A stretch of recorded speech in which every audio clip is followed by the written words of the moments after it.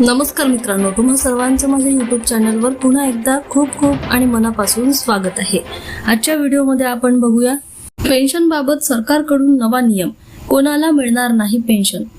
राज्य सरकारची सुधारित पेन्शन योजना 10 वर्षापेक्षा कमी सेवा NPS मधील 60% रक्कम न भरल्यास आणि 31 डिसेंबर 2026 पर्यंत ऑप्शन न दिल्यास पेन्शन नाकारली जाईल।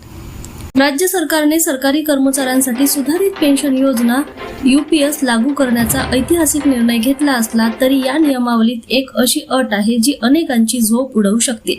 पेन्शनचा लाभ कोणाला मिळणार यापेक्षा कोणाला मिळणार नाही हा मुद्दा आता सरकारी वर्तुळात चर्चेचा विषय ठरला आहे। वित्त विभागाने जारी केलेल्या 58 पानाच्या GR मध्ये यावर शिक्कामोर्तब करण्यात आलेला आहे। नव्या नियमानुसार पेन्शनसाठी पात्र ठरण्यासाठी सेवेचा एक ठराविक कालावधी पूर्ण असणं अनिवार्य आहे। ज्या कर्मचाऱ्यांची सलग सेवा 10 वर्षापेक्षा कमी आहे त्यांना या योजनेचा कोणताही लाभ मिळणार नाही। म्हणजेच जर एखादा कर्मचारी 10 वर्षे पूर्ण होण्याआधीच निवृत्त झाला किंवा त्याने राजीनामा दिला तर त्याला सरकारकडून दिली जाणारी किमान 7,500 रुपयाची पेन्शनची हमीही लागू होणार नाही। हा नियम सर्वात महत्त्वाचा आहे। निवृत्तीच्या वेळी नॅशनल पेन्शन सिस्टीम मधून मिळणारी 60% रक्कम जर कर्मचाऱ्यांनी सरकारकडे जमा केली नाही तर त्याला सुधारित पेन्शन योजनेचा लाभ घेता येणार नाही। सोप्या भाषेत सांगायचं तर तुम्हाला जर हक्काची पेन्शन हवी असेल तर निवृत्ती वेळी मिळणारी मोठी रोख रक्कम सरकारला परत करावी लागेल।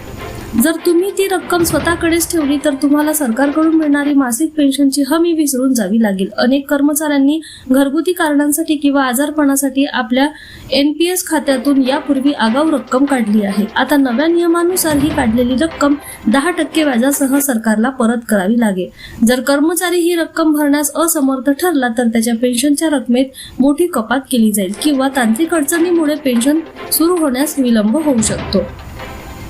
तुम्हाला पेन्शन हवी आहे की नाही हे सांगण्यासाठी सरकारने 31 डिसेंबर 2026 ही डेडलाईन दिलेली आहे।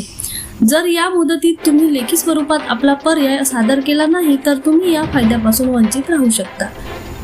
सरकारी कामात मुदत संपली की संधी गेली हा नियम असल्याने ही तारीख हुकवणारे कर्मचारी पेन्शनला मुकण्याची दाट शक्यता आहे। ज्या कर्मचाऱ्यावर गंभीर शिस्तभंग किंवा भ्रष्टाचाराचे आरोप सिद्ध झाले आहेत आणि ज्यांना सेवेतून बडतर्फ करण्यात आले आहे अशा कर्मचाऱ्यांच्या पेन्शनवरही टांगती तलवार असेल।